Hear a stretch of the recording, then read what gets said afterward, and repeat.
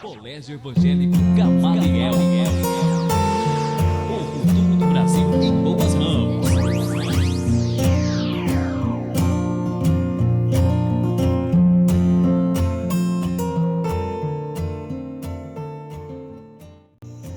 Bom dia, alunos do quinto ano. Olha eu aqui novamente, professor Dácio. Hoje nós vamos falar sobre a população do Brasil, que está na página 382 a 385. Preste bem atenção no estudo que vamos apresentar agora e bons estudos. A população do Brasil está na lição 2 do livro didático de vocês, na página 382.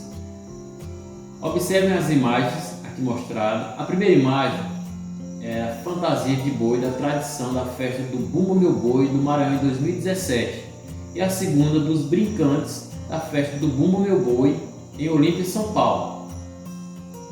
Essas duas figuras, elas são festas folclóricas, são manifestações culturais que carregam o marco do processo de colonização do Brasil. Lembre disso, elas fazem parte de um processo de colonização do Brasil. Lembrando você que essas festas também teve início no Nordeste e hoje está presente em diferentes regiões do Brasil. Este fato se deve a um processo de migração interna. Inclusive, nós temos o Festival Folclórico de Parintins, que está no estado do Amazonas. Essa festa é comemorada anualmente no município desde 1965. Mas para vocês entenderem melhor, vamos por partes. As imagens mostram cenas da festa folclórica do Bumba Meu Boi, que acontece todos os anos em vários lugares do Brasil. Ela é realizada desde o século XVIII e começou na região Nordeste, como eu falei anteriormente. Com o tempo, foi se modificando e hoje existe desde grupos pequenos formados por famílias que mantêm as tradições até grupos enormes que mobilizam a cidade toda nas festas. A lenda do Bumba Meu Boi gira em torno do desejo de comer a língua de boi de mãe Catirina.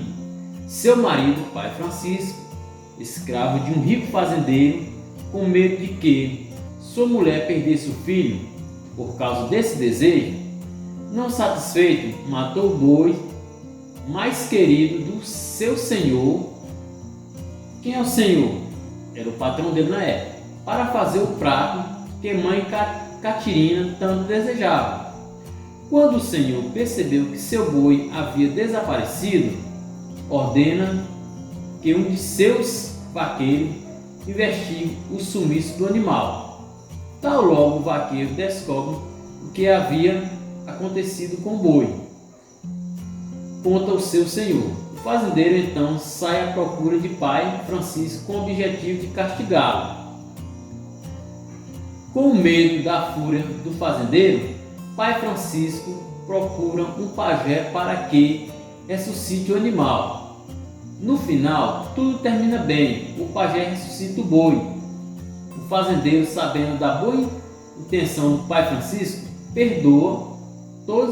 Todos celebram a ressurreição do boi com uma grande festa. Para vocês entenderem melhor, isso foi um acontecimento entre uma mulher e um homem e um fazendeiro. É onde conta a história como começou essa grande festa folclórica no nosso Brasil e na região Nordeste, que teve início na região Nordeste. Então aqui dá para vocês entenderem melhor como tudo começou a festa do Bumba Meu Boi do Brasil. Vamos lá para a segunda parte.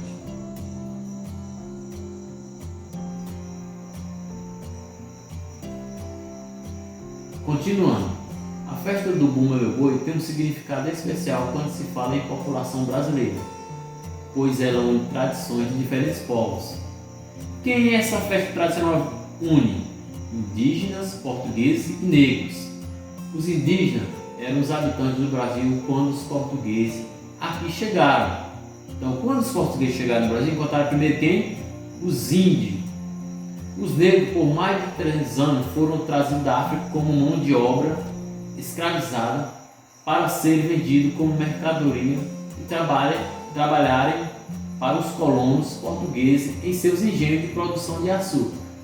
O que aconteceu com esses escravos? Eles foram trazidos para fazer a mão de obra para esses donos de engenho na produção de açúcar, também na criação de gado, de todas as tarefas necessárias para a geração de riqueza do Brasil naquele período. Da convivência e da mistura desses três povos resultou o brasileiro. Como olhamos aqui nessas fotos, é uma mistura de raças. Não é à toa que nós somos conhecidos como um país mestiço, de várias raças distintas. Nós temos brancos, negros, pardos, nós temos hoje vários descendentes europeus. Continuando, os traços dessa mistura são perceptíveis em vários aspectos da nossa cultura, como o idioma herdado dos portugueses, o hábito de comer mandioca e milho que vem dos